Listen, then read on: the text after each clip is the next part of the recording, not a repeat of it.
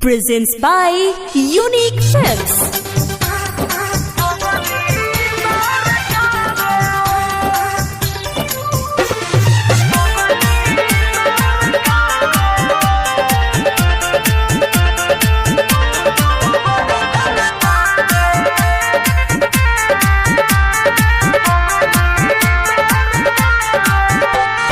झूठो के प्यार के हमारा पमरता रे,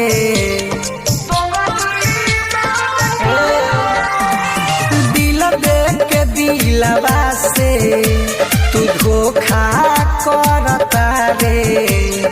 दू दू गो रखल बारे दो गली बार करे, दू दू गो रखल बारे हर दो गली बार करे।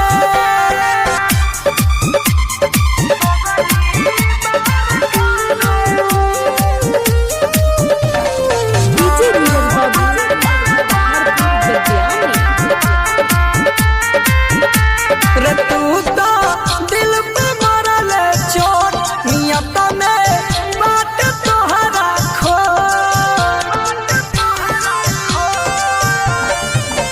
प्यार कइले नहीं खेलवार कइले, जोरे जो बेवफा दिल पे वार कइले।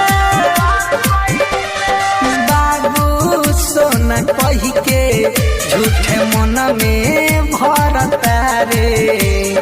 दू दू गो रखल बारे दो गली बार करे, दू दू गो रखल बारे हर दो गली बार करे। Presents by Unique Films.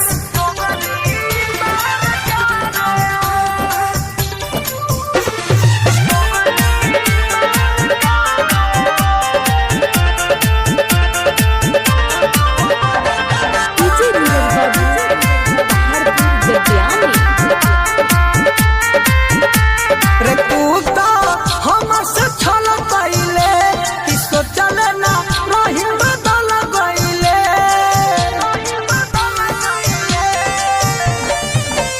Writer लड्डू के तू ना कहल कइले, काहे सूरज सवरिया के हाथ धइले। चंदन चंद के दिलावा काहे खोखा